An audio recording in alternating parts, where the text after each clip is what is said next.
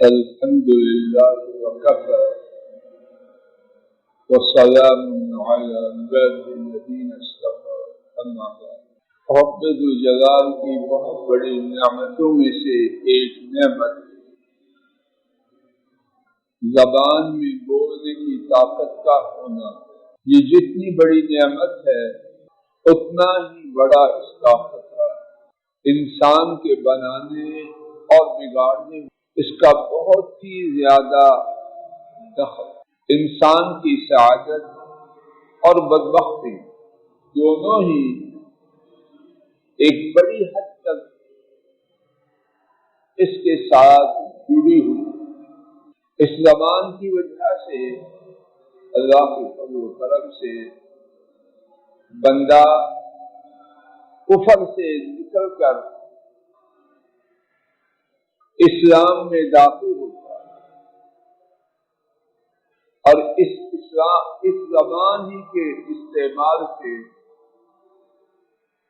ایمان اور ہدایت کی روشنی سے کفر کی تاریکیوں میں چلا جاتا ہے۔ اس زبان کی وجہ سے اللہ کی فضل و کرم سے کنبہ تشکیل پاتا ہے، اور یہی زبان بنے بنائے سالوں 20 سالوں کی خطے کو تباہ و برباد۔ انسان کے اعضاء بھی اس زبان کی اس حیثیت اور سنگینی کو خوب جانتے ہیں، لیکن میں آپ ہماری ایک بہت بڑی تعداد اس زبان کے استعمال سے، اس کی وجہ سے ہونے والی سنگینی اور خطرات سے غافل ہو جائیں۔ جوش میں، غضب میں، جذبات کی رو میں بہہ کر اللہ مجھے آپ کو محفوظ رکھے۔ وہ کچھ بول دیتے ہیں کہ بقیہ ساری زندگی اس کی وجہ سے پریشانی میں مبتلا ہو۔ آئیے حضرت صلی اللہ علیہ وسلم کا صرف ایک فرمان سنتے ہیں کہ میرے اور آپ کے بقیہ اعضاء، میرے اور آپ کے جسم کے باقی سارے حصے زبان کی سنگینی کے بارے میں کس قدر خوف زدہ ہے۔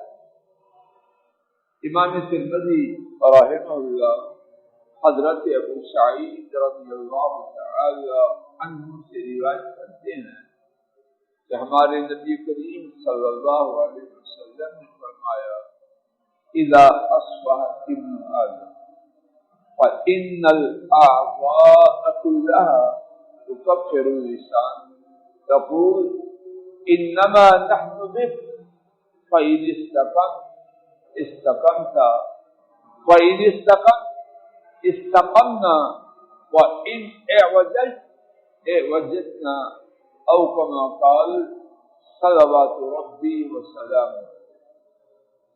ارشاد فرمایا جب انسان صبح کرتا ہے تو اس کے سارے اعضاء، جسم کے سارے زبان سے التجا کرتے ہیں، منت سماجت کرتے ہیں، ہم تیرے ساتھ وابستہ ہیں، ہم تیرے ساتھ جڑے ہوئے ہیں، ہم تیرے ساتھ لگتی ہیں۔ اگر تو سیدھی رہی تو ہم سیدھے ہیں، اور اگر تو تیری ہو گئی تو ہم تیرے۔ اللہ تعالیٰ مجھے اور آپ سب کو زبان کی اس اہمیت اور سنگینی کو ہمیشہ یاد رکھنے کی توفیق عطا فرمائے، اور اس بارے میں ہم جو بہت زیادہ غلطیاں کر چکے ہیں وہ اللہ معاف کر دے، جو کر رہے ہیں اللہ ان سے بچا لے، اور جو مستقبل میں کرنے والے ہیں اللہ اپنے فضل و کرم سے ان سے محفوظ فرما دے۔ وآخر دعوانا ان الحمد للہ۔